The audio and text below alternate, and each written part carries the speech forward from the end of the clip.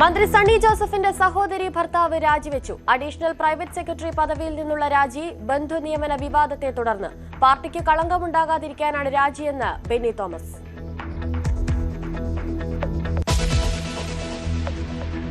ഇന്ധനവില വർധനവിൽ ന്യായീകരണവുമായി പെട്രോളിയം മന്ത്രാലയം. സമീപ രാജ്യങ്ങളെക്കാൾ വിലക്കുറവ് ഇന്ത്യയിൽ. ഉപഭോക്താക്കൾക്ക് സബ്സിഡി നൽകുന്നത് തുടരും. ഗാർഹിക സിലിണ്ടറിന് 29 രൂപ കൂടി 951 രൂപയായി. മാസപ്പടി കേസിൽ വീണ വിജയനെതിരെ കൂടുതൽ രേഖകൾ ശേഖരിക്കാൻ ഇഡി. 134 രേഖകൾ PMLA കോടതിയോട് ആവശ്യപ്പെട്ടു. എക്സാലോജിക്കും CMRലും ഉണ്ടാക്കിയ കരാറടക്കം ശേഖരിക്കാൻ നീക്കം.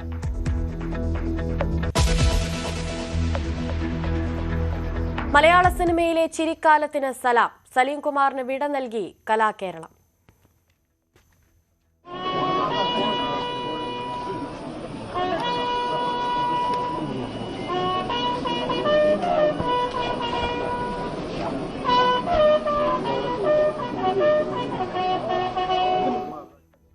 പറവൂരിലെ വീട്ടുവളപ്പിൽ ഔദ്യോഗിക ബഹുമതികളോടെ സംസ്കരിച്ചു.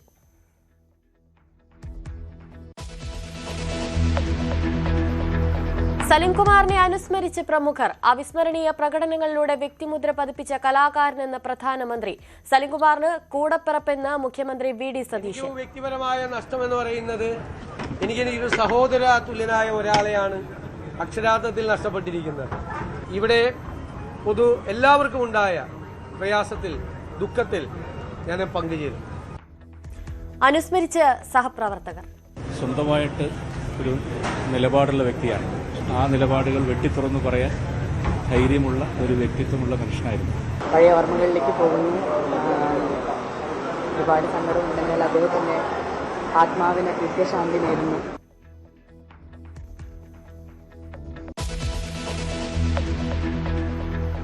സംസ്ഥാനത്ത് 3 ദിവസം കനത്ത മഴ. 7 ജില്ലകളിൽ 4 ഓറഞ്ച് അലർട്ട്. ഇടുക്കിയിൽ രാത്രികാല യാത്രാ നിരോധനം. ഹോർമുസ് കടലിടുക്കിൽ ഇറാന്റെ ആക്രമണം. 2 ഡ്രോണുകൾ വെടിവെച്ചിട്ടെന്ന് US സേന. ഇറാൻ ആക്രമണങ്ങളെ അപലപിച്ച് ഈജിപ്തും സൗദിയും ഖത്തറും. പശ്ചിമേഷ്യൻ സംഘർഷം ആരംഭിച്ചിട്ട് ഇന്നേക്ക് 100 ദിവസം.